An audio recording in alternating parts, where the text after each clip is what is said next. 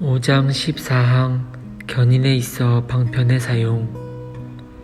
하나님께서 복음 설교로 이 은혜의 사역을 우리 안에 시작하시기를 기뻐하셨던 것처럼 하나님께서는 그분의 말씀을 듣고 읽음으로, 그것을 묵상함으로, 말씀의 권고들과 위협들과 약속들로, 그리고 성례의 사용으로 그 은혜의 사역을 유지하시고 이어가시고 완성하시기를 또한 기뻐하셨다.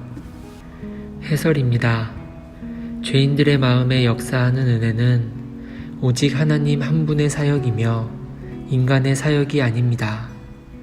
이 구원의 사역을 시작하신 분은 하나님이시며 그것을 이어가시는 분도 하나님이시고 완성하시는 분도 하나님이십니다.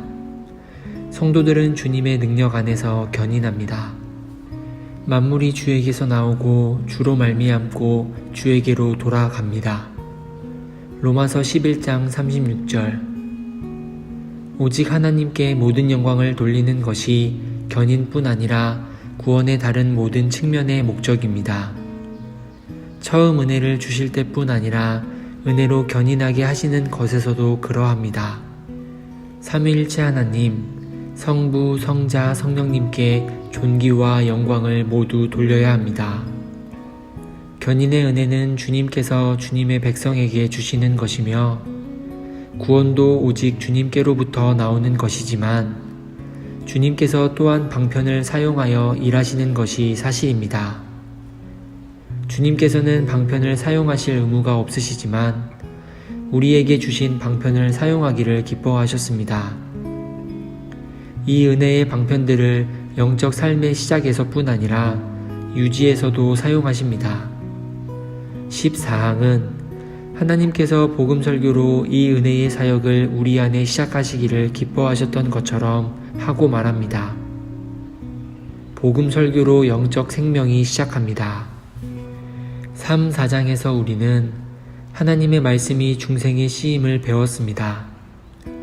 우리는 믿음과 회개와 성령 하나님의 모든 구원의 은혜가 복음 설교를 통해 마음 안에 역사한다고 믿습니다.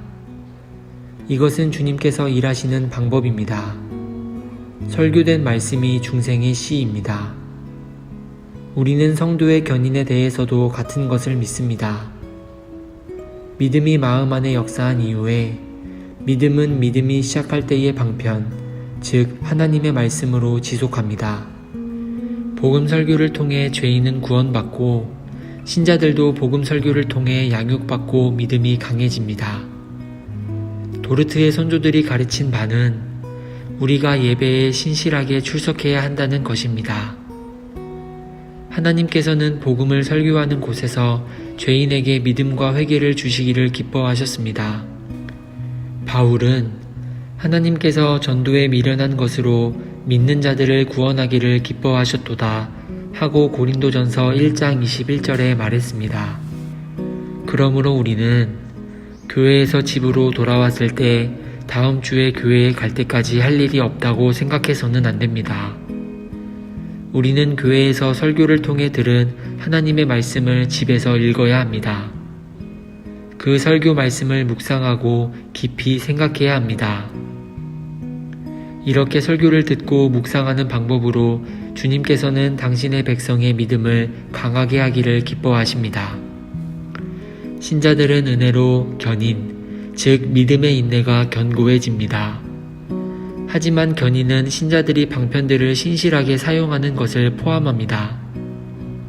우리가 은혜의 방편을 부지런히 사용하지 않는다면 우리의 믿음은 자라지 않을 것입니다. 당신 안에 영적 생명이 있을 수 있지만 당신이 하나님의 말씀에 꼴을 먹지 않는다면 영적 생명은 풍성히 자라지 않을 것입니다.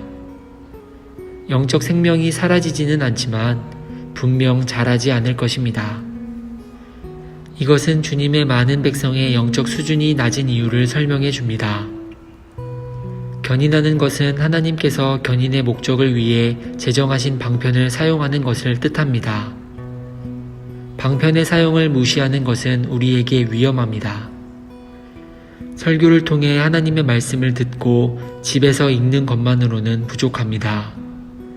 우리는 설교되는 말씀을 듣고 읽을 때 말씀을 반드시 이해하고 하나님의 모든 경륜을 깨달아야 합니다. 우리는 하나님의 말씀에서 우리에게 말씀하고 위로하고 달래주는 부분들만 뽑고 선택하고 고를 수 없습니다. 많은 사람이 이렇게 합니다. 예를 들면 말씀을 고르는 사람들은 성경에서 오직 약속만 읽으며 성경에서 역시 많이 나오는 경고는 전혀 상관하지 않습니다. 많은 사람이 자신을 도와주고 용기를 북돋워줄 뭔가를 찾기 위해 성경으로 갑니다. 물론 성경에는 용기를 북돋워줄 말씀이 많이 있습니다. 하지만 그렇게 하면 당신은 큰 위험에 처합니다. 성경을 바르게 사용하지 않기 때문입니다. 당신은 성경을 창세기부터 요한계시록까지 읽어야 합니다. 이런 이유로 저는 성경을 시대순으로 읽기를 추천합니다. 매번 창세기에서 시작하라는 뜻이 아니라 한 번에 한 책을 읽으라는 말입니다. 이 장, 저 장을 선택하지 마십시오.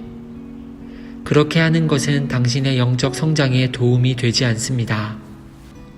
하나님께서 주신 대로 성경을 읽으십시오. 그러면 당신은 경고들과 권고들과 약속들을 빼먹지 않을 것입니다.